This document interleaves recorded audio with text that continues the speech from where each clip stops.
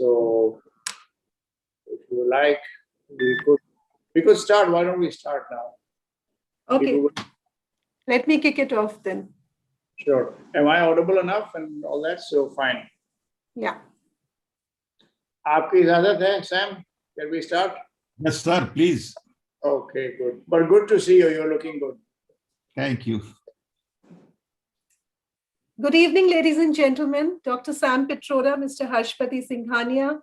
Ladies and gentlemen, welcome to the 41st edition of IMA's extremely popular Leaders Speak session. It's great to have you all with us.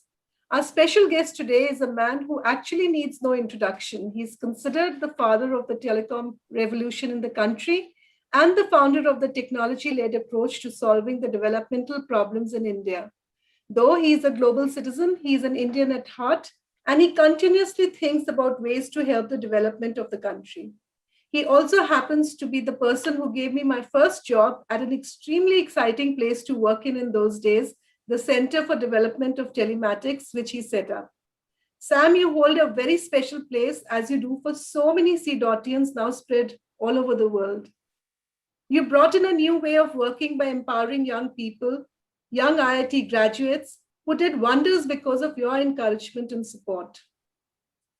A multifaceted genius, you have been an inventor, entrepreneur, and policymaker whose pioneering work sowed the seeds of the communication and connectivity revolution in India.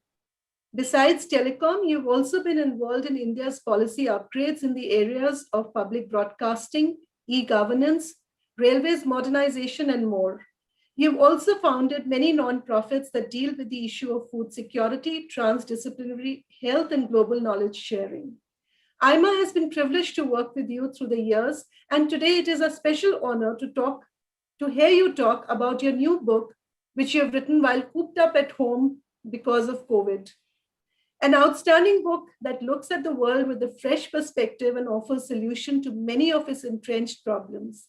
Redesign the World is a terrific read, and it is full of thoughtful analysis and important ideas for a radical reappraisal of the way things are and the way things should be.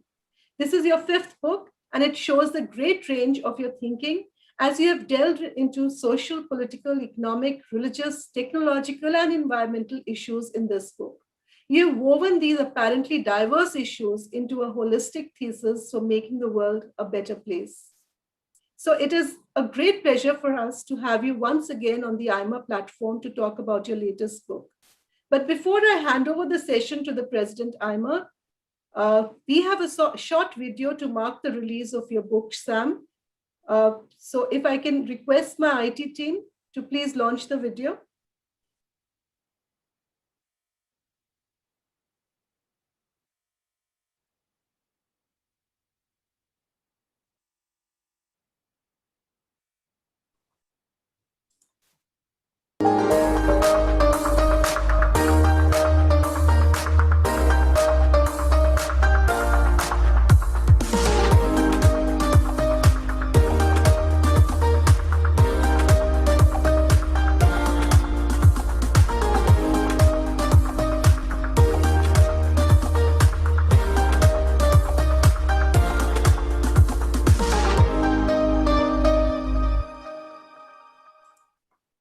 Thank you.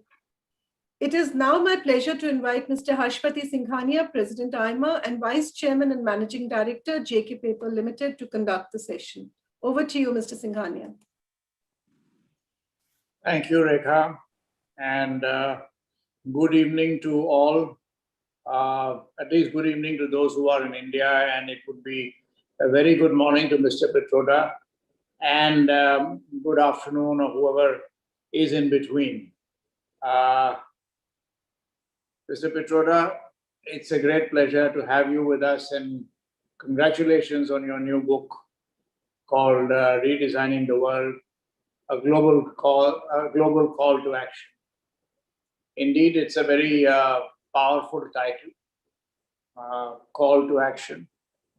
And from whatever synopsis I've seen, it certainly has very powerful messages and thoughts, things for us to reflect on. So thank you for agreeing to share your observations on the world and your ideas. As a global citizen, as an innovator and a government functionary, and the many other caps that you've donned, you've been exposed to the diverse facets of social and political ideas. You put those experiences through the lens of your thought and have authored a book that deals with the fundamental issues of humanity, the people, and the planet. Now, it's hard to argue with your call for redesigning the world. Nobody is too happy with the way things are or the way things have been, at least recently, or are likely to be. Everybody wishes for a different world, a world that is better for them and those who agree with them. The trouble is that they are willing to kill or die for their isms and for their groups. That is why your emphasis on having a larger vision, a vision of humanity and the planet as a whole, offers an alternative. The key, as you suggest, is to look for solutions in humanity instead of simply the economy or market or technology or ideology. In your book, you argue for internationalism over nationalism and international cooperation on climate change, global health, poverty, hunger, violence, security, and amity with neighbors. All things that we frankly grapple with and have been grappling with for decades. It is an unfulfilled dream so far, but people must keep this dream alive. Otherwise, humanity would inevitably muddle its way from crisis to crisis, with only brief periods of some stability. The ideals are simple, yet the ideals defy simplicity in practice, especially in combination with each other. For example, a global economy is an ideal for many, but few would want a global government. Politics is always local. Similarly, democracy is idealized for its dispersion of power through one vote for each adult. Yet many people in democracies also idealize the efficiency that comes from obedience to a single adult, a CEO, for example. We would like to understand from you your views on how do you reconcile these apparent contradictions among common ideals. In your book, Sam, you talk about the interconnectedness, the interdependence, the interwovenness, and the interrelations between everything in our planet today. And you have made a point to say that the way we look at the world or the world functions was something that was designed a long time ago.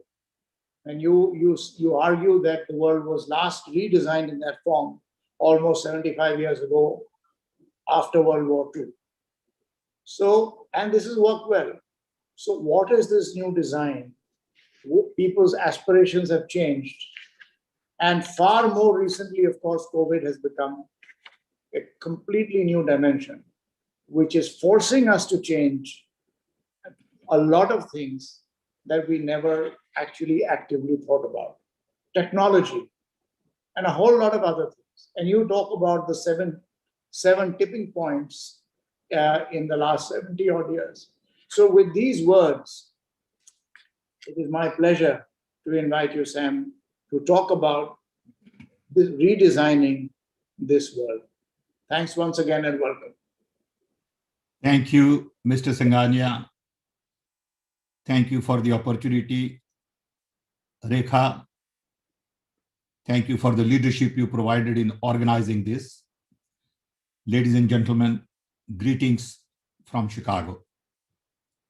It is indeed a special privilege and honor for me to be with so many distinguished management experts. IMA has played an important role in building management cadre in India. And I believe you all could be an instrument of change.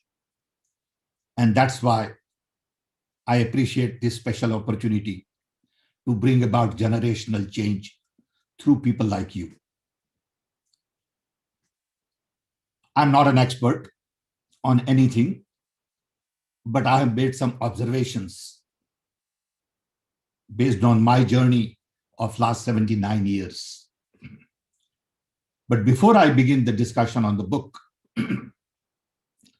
I must mention that my heart goes out to people, especially in India right now, going through very difficult time on Corona crisis. I have lost 4 of my cousin brothers and sisters in the last 30 days. I have lost several friends who went to school with me in India. Every day I get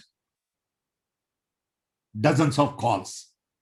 Sitting in Chicago, I spend 5 to 6 hours trying to coordinate things in India, which I'm not capable of doing. The other day, someone called me and said, look, I need a bed in liver hospital because my mother has liver problem and she also has Corona crisis. So I had to make several phone calls, call Dr. Sareen.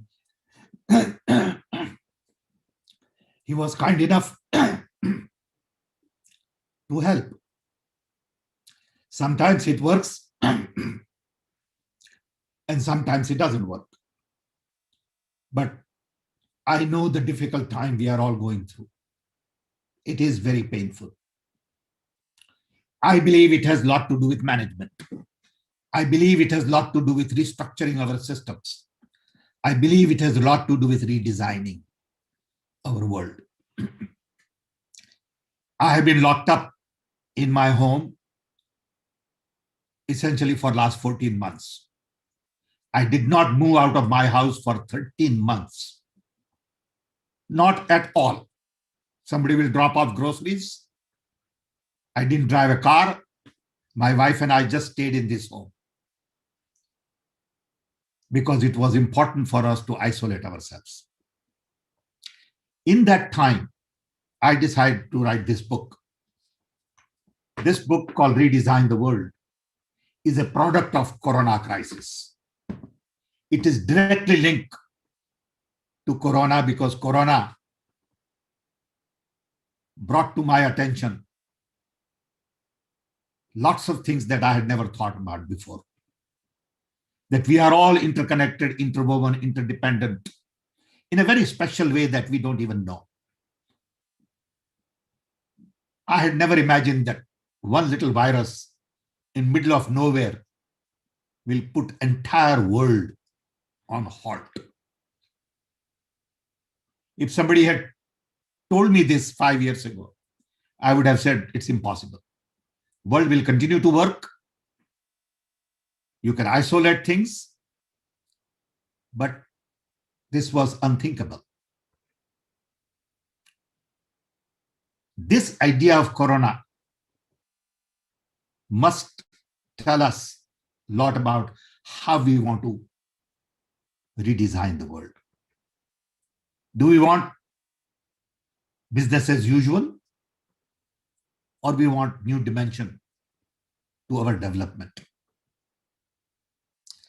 I've been thinking about these ideas for 5-7 years, but Corona crisis nailed it down and said, sit down and write it. So I spent 12 months writing the book.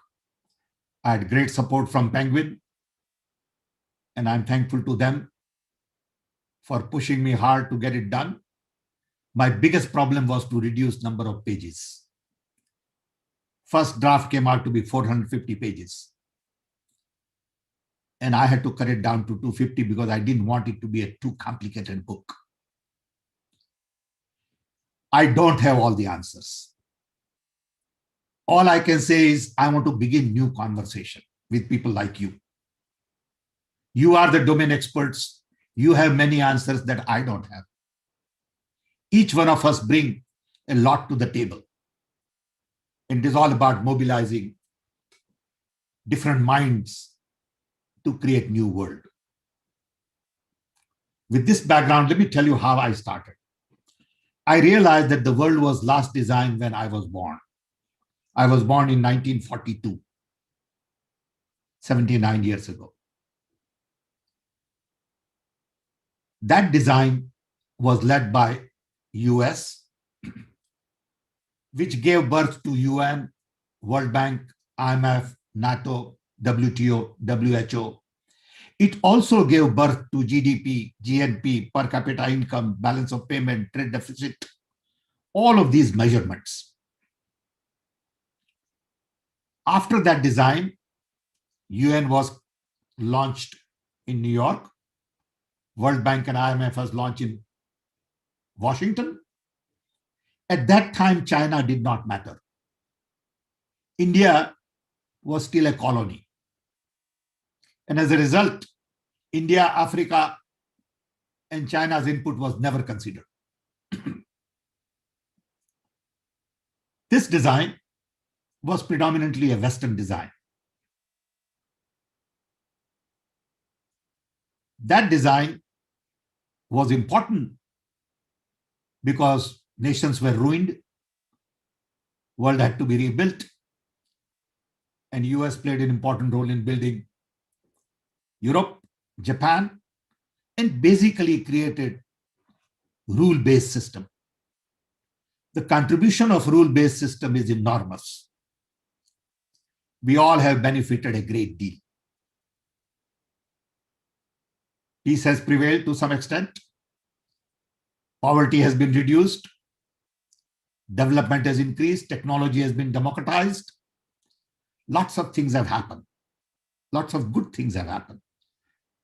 But at the same time, we have not been able to address poverty, hunger. We have destroyed environment in the process. And inequality has increased substantially.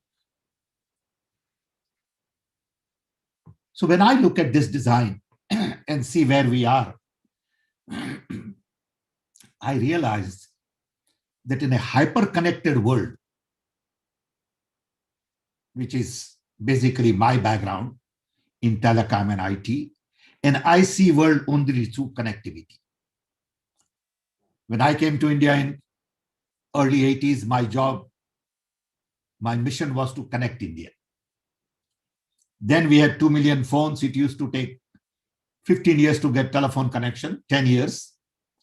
And in a short span of 30 years, we have 1.2 billion phones. India is a nation of connected billion. And at the same time, we produce $200 billion worth of software service export. The wealth we have created out of connectivity in India is enormous. Confidence, recognition world over, young talent, jobs, foreign exchange reserve, all of that is a product of connectivity. Hyperconnectivity to me brings about democratization, decentralization, and demonetization of value. So transport is cheaper, education is going to be cheaper. Everything we do today is basically obsolete because hyperconnectivity is going to change it. Business models are changing, delivery is changing, distribution is changing, marketing, concept of money is changing. And in that kind of an environment, 79-year-old design don't make sense. So what is the new design? It's a big question. So when I started looking at this, I realized that 7 tipping points started changing the impact or started having impact on the design. First one was decolonization led by Mahatma Gandhi. The entire world got decolonized in just about 20 years. Second one was rise of China. No one had ever thought that China would rise the way China has been able to rise in the last 30 years. Third was fall of Soviet Union. Because when the design was conceived, we had a bipolar world. You had US and you had Soviet Union. There were checks and balances. After Soviet Union, there was a unipolar world. US was the only leader. Then came democratization of technology simultaneously. For example, transistor was born after the design was conceived. And the revolution transistor brought in connectivity, communication, control, automation, robotics, all that makes old design look obsolete.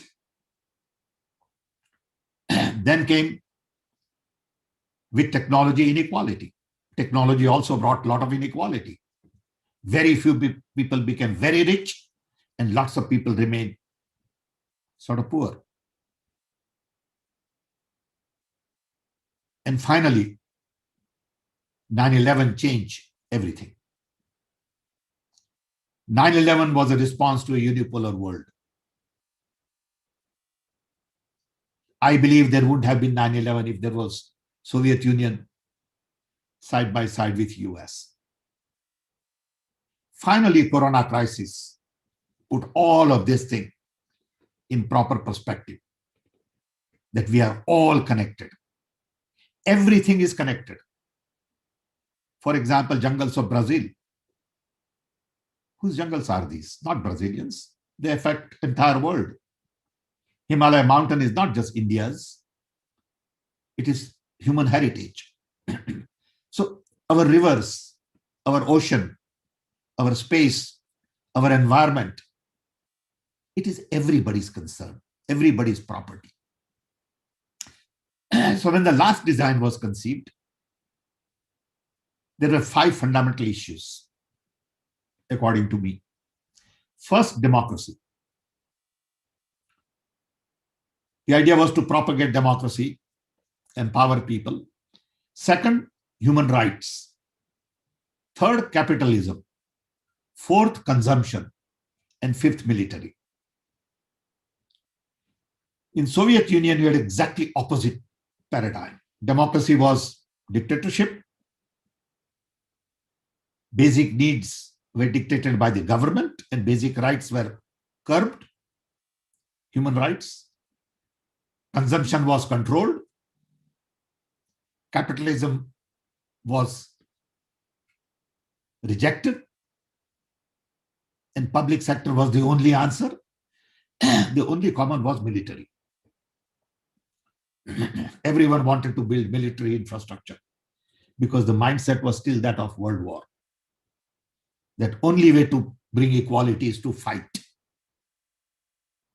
Violence was propagated with guns and machine guns and tanks and atomic bombs and all that.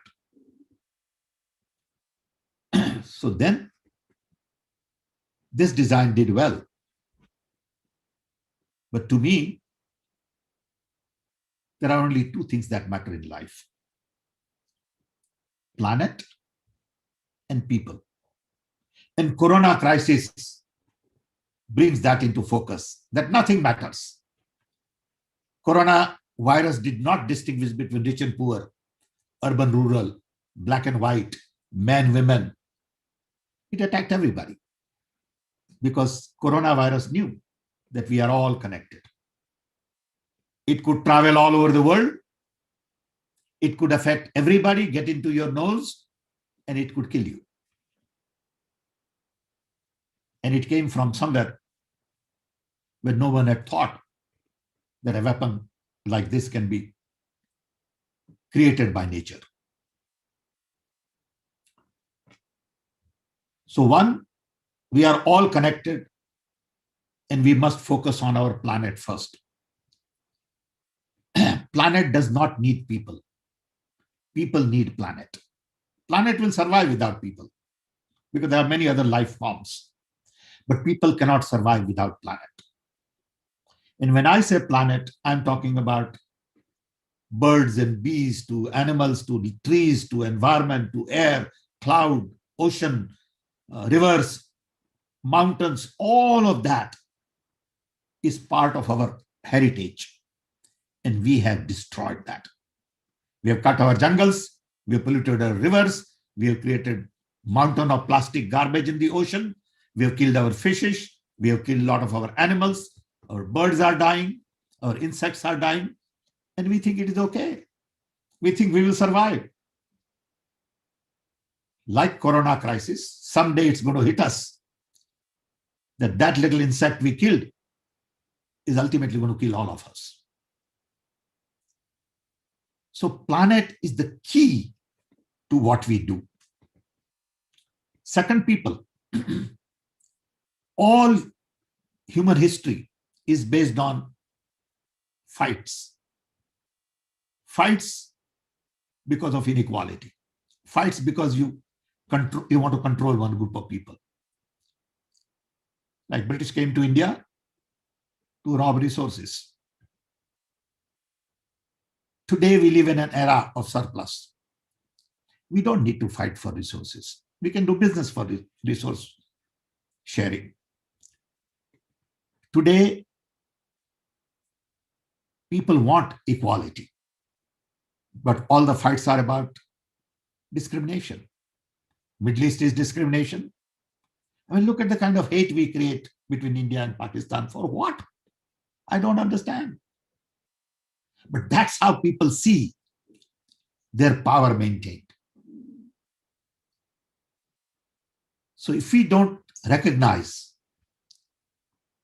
that we need to deal with people with respect, dignity, equality, same opportunity, irrespective of who they are, in terms of gender equality, race, religion, color, belief. So these two things become very important. If we focus on planet and people, we can solve a lot of problems. Unfortunately, today when all the global leaders meet, they never talk about planet and people. They talk about markets, defense equipment, sales. They talk about trade. And that conversation must change. Global leaders never talk about human development. They never talk about collaborations in education, health, and you see what has happened. But they always talk about selling guns and nuclear armament. And immediately discussion is about geopolitical equation. You talk to anybody today, conversation is more about tension between China and India, China and US. They talk about market, stock market. The conversation is rubbish as far as I'm concerned. But that's how the world works. You know, you go to Economic Forum and they think they are going to solve the problems of the world. They only solve their own problems. So rich look at world very differently. Their equation is based on balance sheet, profits. The globalization has really optimized profits and not optimized human development. So when you put all of this together, you begin to recognize that the world must change. We cannot go on the way we have been going on, talking about military equipment, armament cell, demonizing neighbor, creating false narrative, dividing people, and undermining democracy. Democracy is important because it empowers human beings. Chinese will find out over a period of time. Because information technology, hyperconnectivity is all about empowering human beings. When I get this, I'm empowered. I'm empowered to get education, health, information, access, you name it. This is my window to the world. And don't restrict me by saying I, as a group of few, know what is good for you. If you don't empower a human being, you have lost their joy of living. Let people live the way they want to live. Let them have different language, different food. Celebrate diversity. Don't say that that fellow is bad because he's different. I love you because you are different. Look at the diversity in India. What a great country, with food in south and north and songs and music and all that. And how can we divide people? So all these people with old mindset must look into the future.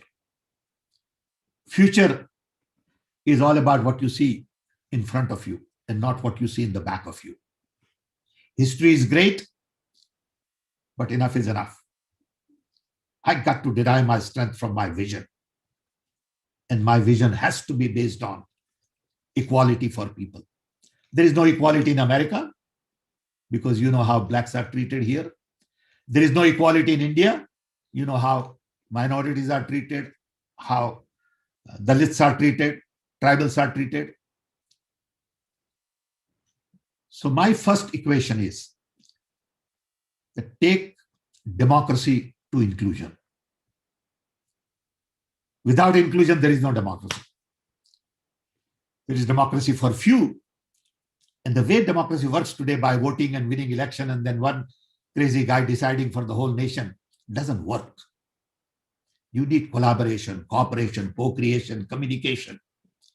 You need a lot more participation from people. There is no one person who is able to solve the problems. You got to listen to domain experts.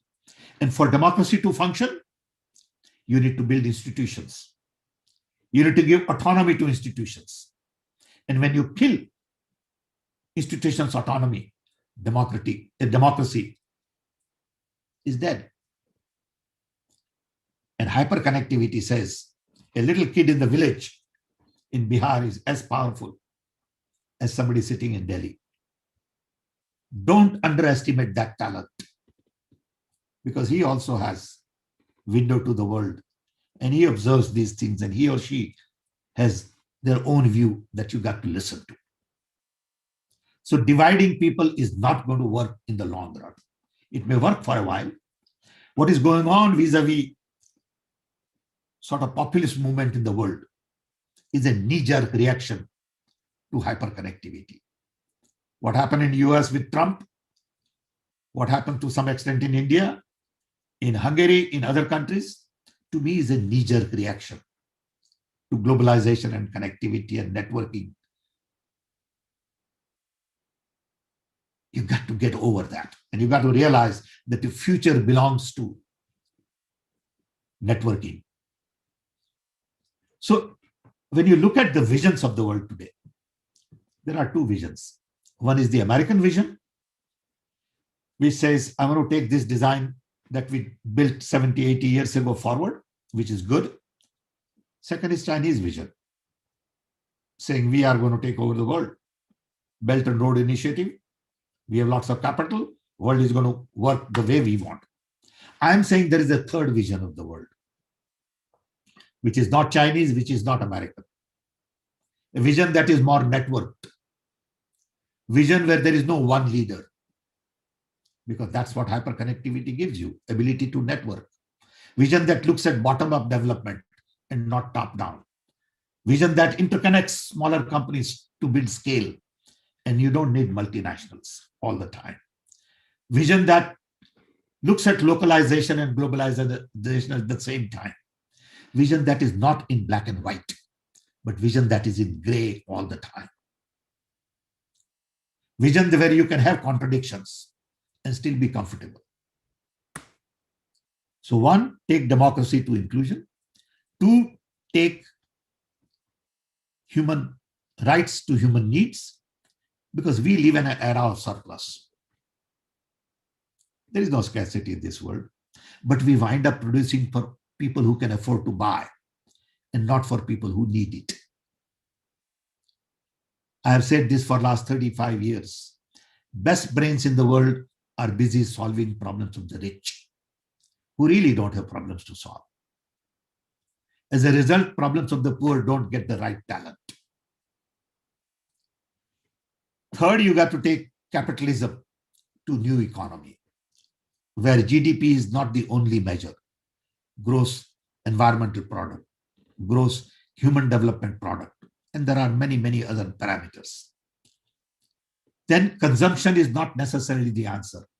Conservation and sustainability is the answer.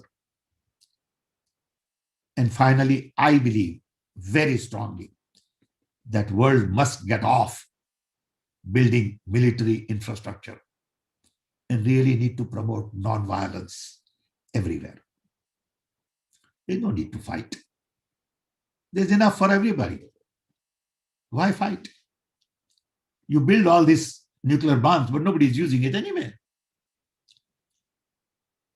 So I think this mindset of building guns and selling armaments and making deals has to go. Who's going to start that? Why would anybody start that? Because those in power like the status quo, because they are milking the system. And those who need to change have no voice in the system.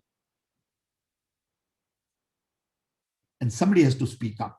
Because when you speak up like this, people don't like you because you are shaking up the status quo. You are saying all these rich and famous, all these political bosses have wrong agenda. That agenda doesn't work. And that's why I call this a call to global action. We must speak up. India has an important role to play. There are very smart Indians all over the world. They are leading many companies and organizations and institutions world over.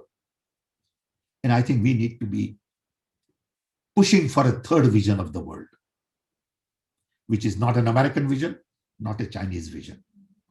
The vision that is rooted in planet and people. There are lots of issues like this. I've tried to condense into 250 pages.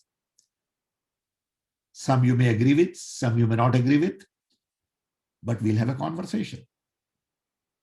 Everything in the book does not answer all the questions because I don't have answers to many questions. But jointly we will evolve. If we can begin this conversation, hopefully next 5-10 years, we will find some solutions. I'm even talking about global constitution. All governments are in vertical silos. In hyper-connected world, vertical silos don't work. Only networking and horizontal organizations work. How could all these governments work today? You don't have Ministry of Non-Violence, then how do you expect non-violence? You don't have Ministry of Inclusion, then how do you expect inclusion? So all of these issues are raised. I request you to get the book, read if you're interested, create conversation around issues of concern to you. It is published by Penguin. It is available in Amazon. It is being released in UK, US, and many other places. It is going to be translated into several languages. And I want to start a movement about redesigning the world. Thank you for giving me this opportunity, Mr. Singhania, Rekha, and I'm open for a broader conversation. Sorry, I took a little longer than you had given me. Thank you, Rekha. Mr. Pitroda, thank you very much. You haven't taken longer to bring out sharply many of the points contained in a book which is 260 odd pages. Itself is an achievement and shows the clarity of mind and your thought in terms of how do you bring it across.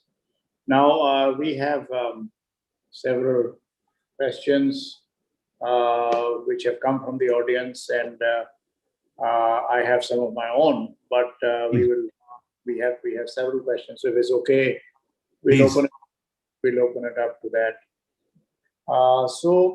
And there are many questions which are on multiple themes, so I may not be doing justice by getting to one particular question alone.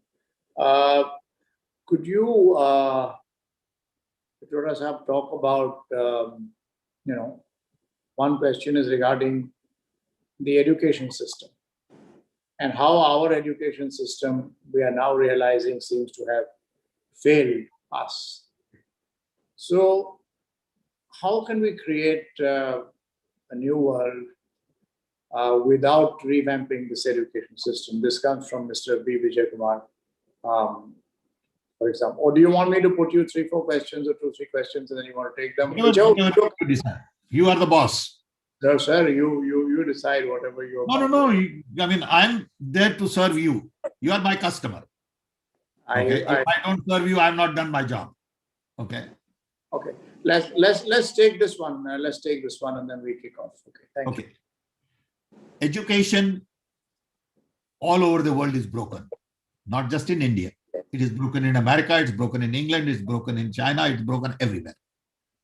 No matter what people say. I always ask this question, who decided it take 4 years to get a degree? The entire world takes 4 years. Brazil takes 4 years, India takes 4 years, Chinese take 4 years. The education today is based on an environment where information is not accessible freely, instantly, timely. You have to go to library, read a book, mug this up, mug that up. And it is in vertical silos. I'm a civil engineer, I'm electrical engineer, I'm such and such. Future requires multidisciplinary education. You know, when I was designing products in 60s and 70s, as an electrical engineer, I could design a product. Now, if I want to design this, I need a psychologist. I need artist. I need many, many different disciplines to design as an electrical engineer. So multidisciplinary approach has become very important. All education today is very structured, where we decide what students should learn. So I believe education system is going to drastically change in next decade. Hyperconnectivity gives you freedom and flexibility that never existed before. I could be civil engineer and at the same time painter and at the same time learn about mathematics. Don't expect me to be a civil engineer all my life. I think that is the future, because average lifespan very soon is going to be 150, guaranteed. Okay. I mean, you're looking at a man who is 79 and I feel like I'm 30. Okay. I work 14 hours a day. I enjoy life. I have no complaints, nothing. And I had 2 heart attacks and quadruple bypasses and I have 8 stents and I had cancer and all that. Look at the power of technology. So a kid who is 20-year-old now is going to be 120, 150. Can you imagine one discipline for entire life? So to me, education has to move towards making somebody self-learner. I would like to see education system evolve to a point by the time you are 15 or 16, you stop formal education and you become self-learner. Learning is a lifelong process. Education doesn't stop after you get degree. You might want to learn how to make wine. You might want to learn how to fix a car. You might want to learn how to, fly an aeroplane. All of these learning things have to be part of the process of growing up. Today, education is boom. You learn these courses, you get a degree, you get a certificate, you go to your employer and say, I'm a grade A, and he says, okay, you get a job and this is your salary. And then you sort of go into a rot after a while and you stop learning. So education, and I talk about that in the book. I talk about 3 things and related to innovation.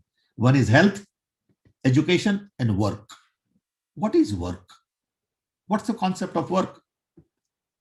I'm telling you, before this corona crisis, I would get up early morning, dress up, put on my tie and drive and go to office, park my car, go upstairs, have a cup of coffee and, make some phone calls. And I would many times go to New York and Miami for lunch meeting.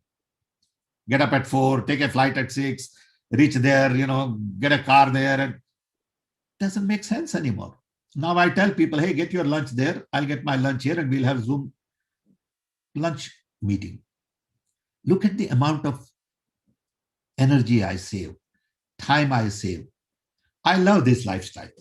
I do all my work on video now. Of course, I have a job that I can do. If I was a farmer, I probably can't farm on Zoom. I understand that. Okay. But large number of people can save global resources by staying at home. I don't have to fill a gas in my car.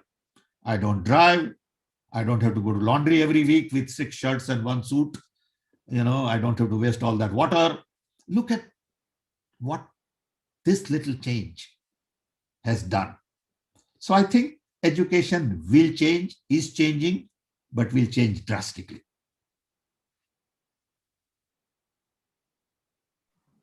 Pitroda Sahib, I think that is a great and thought-provoking answer. If I may offer one word around there, the challenges, and I have some, we're involved in a university that we have promoted.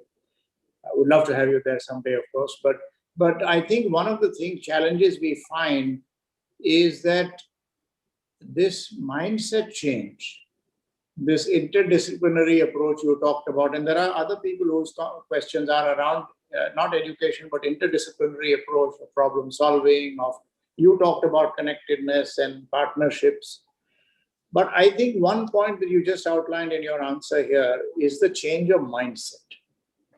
Absolutely. And therefore, our education system has to encourage that kind of changed mindset. And we are already seeing, for example, in businesses today, the traditional mindset when I did my MBA in the US, was that if you did MBA, you're going to get into business. Today, we want people who are coming from the liberal arts. You want people who are, the Indian formula was IIT, IIM. Now you want different people and you want problem-solving skills. So I think the point you make is very important. How do we bring this in our institutions, the whole overhaul of this globally? It's not an Indian issue. Absolutely. Global. Education is a crisis world over. So that's really something great. I also want to pick on something that you made a very important point about. You said, people now are going to live for 150 years or 120 years or whatever it is, right? Now, the question really is, and I come back to the heart of your matter of people and planet, sustainability. You talked about that in your remarks. So if we're going to have people who are going to live this age, how are we going to have resources to sustain our planet for this? We have already seen the financial impact of that in the Western world with the older population and what toll it is taking on the economic side of social welfare, of those expenses. But I'm talking in terms of something that you mentioned, sustainability and our. We must recognize that hyperconnectivity brings about demonetization. Now, what does it mean? It's not the Modi demonetization. Okay. It is a different demonetization that I'm talking about. Let me give you an example. Today, we produce 50 million cars every year in this world. When self-driven car becomes a reality in next 5 to 10 years, first of all, I would not own a car because I don't need a car. I can just call whenever I want and, machine will come here and take me wherever I want to go 24 hours a day. So why do I need a car? I don't need driver's license. I don't need garage. All of that is over. I don't need parking spot in downtown. Millions of square feet all over the world would be available because you don't need garage anymore. Because these machines would be driving around on their own and they won't need parking space. Okay. The beauty is 90% of the time car is parked. So I don't need to produce 50 million cars. I need to produce only 5 million cars. What it means, I don't need that much steel. I don't need that much workforce. I don't need so many robots. I don't need so much paint. So I have demonetized transportation. Every city will have free transportation for everybody. It may be 20 years, it may be 25 years. Okay. Transportation will be included in your tax. You won't have to work 40 hours a week to make living. You may work 10 hours a week. Now, this is a new way of looking at it. Today, I have to work 40 hours a week to make living. We all spend our entire life just making living. Okay. And then you retire. In hyper-connected world in the future, if you structure it right, by working 10 hours a week, you will have enough. And then you will have time to explore the world, time to explore people, time to explore culture, time to learn, read. That is what information age is about. Information age is not about using technology to create robots and increase production and increase profit. That's not what information age is all about. Information age is about empowering people so they can do what they want to do. You might want to travel, and you will have enough time to do all that. So I think paradigm is going to be very different, but it's hard to visualize all this. It is frightening for some people. Saying, my God, I won't have a job. Yes, that's good. You don't need a job. Okay. Again, it's a mindset. Okay. I mean, in my case, I can tell you the last job I had personally was in 79.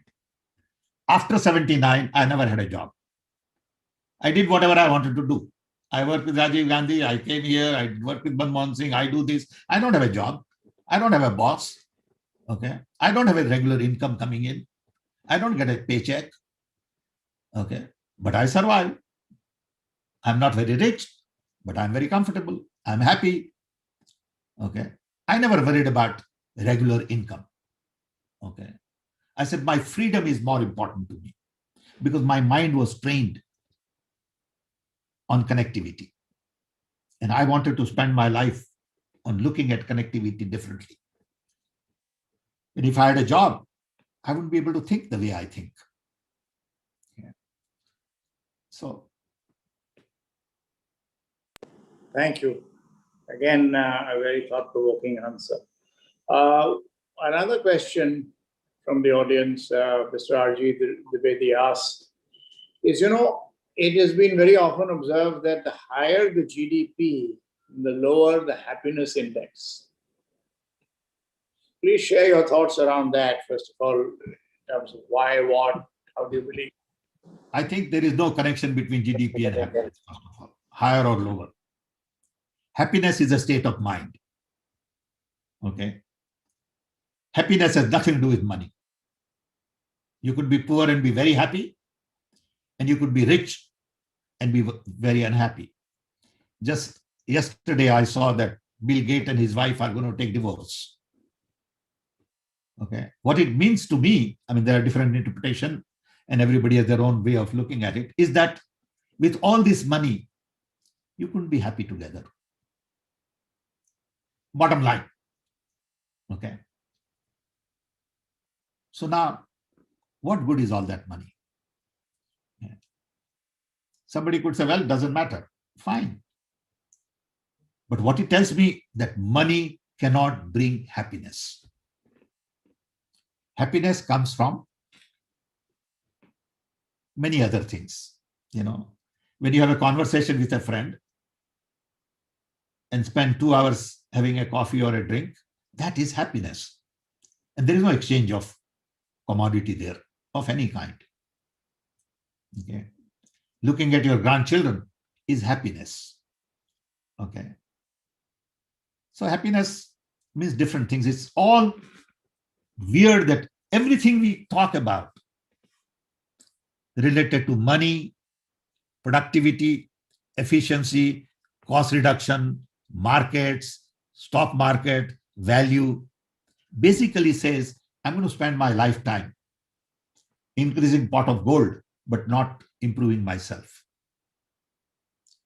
See, people produce Six Sigma quality products, but we don't produce Six Sigma quality human beings. America has the largest percentage of prisoners in the world. Why? America is the richest country, highly educated. Why do we have so many people in prison? So I think these are all complex issues. Ultimately, it boils down to human being. Who am I? What is my purpose? What do I value? Am I honest, sincere? I was born in a Gujarati family where Gandhi was the most important character in 40s. In my house, there used to be huge pictures, small little poor house. My father had 4th grade education, Gujarati, but Gandhi was the role model. We were brought up in Gandhian school. Our values were truth and absolute truth, trust, love, inclusion, diversity. All of these things are very important. These are not words. To me, this was a way of life. I tell publicly that I had no need to lie in my life. Ever. Maybe I lucked out. Okay. I don't know how many people can say that. Okay. It is important to live life with some values, character, moral, ethics, concern for other human being, equality. And world cannot be seen in terms of transaction. See, today everything is a transaction. Everybody wants to exchange something. You give me something, I'll give you something. And when you deal with your family, you realize that the world is not about transaction. It's about a process of building relationship in which transactions don't matter. So I think these are important issues to me. So when I see a lot of this debate on Indian TV, I get amazed at how people talk and what they value and how they attack other human beings and how they lie. And it's a soap opera to me. I don't watch that much TV at all. My wife would be watching once in a while, and I'll be sitting there doing my work, and I see some characters and I say, who are these people? What are they talking about? Why are they like this? Why are they so irritated with themselves? Forget about others. They're irritated with themselves. See, in order for me to feel good about myself, or you, I must feel good about myself. If I don't feel good about myself, I'll never feel good about you. And these are all very fundamental issues. Yes, Mr. Singhania, sorry about the long lecture. No, not at all. Your comments have been very thought-provoking. There are many, many, many other questions that people have, but it's already 7 o'clock. We have so many people here, and we don't want to delay their dinner, and I don't want to delay your day as well. So I'll have to call it to a close right here, but we've had other people, including past presidents, on this, and many, many thoughts around what you've said. But I think the key messaging is clear. We need to rethink the way we have thought of the world. Mm-hmm. And therefore, we need to rethink in the way we sort of do everything. Our institutions, the way the things that we give importance to, as you said, capitalism, money, success, fame, and you talk here in terms of saying putting people and planet first.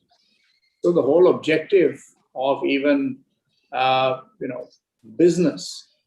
So I remember when I went to business school, the first thing they said is the object of the business is to maximize stakeholder value, shareholder value, maximize profit. That's it. That's the problem.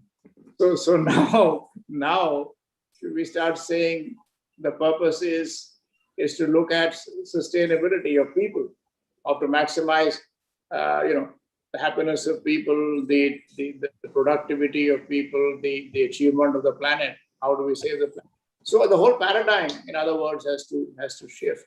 And I think you bring these across very eloquently in your book. And as you rightly said, everybody is entitled to a viewpoint, whether everybody agrees with everything or not. But it's the word that you've used repeatedly in this talk, conversation. And I think unless people are able to converse, we can't have things going forward.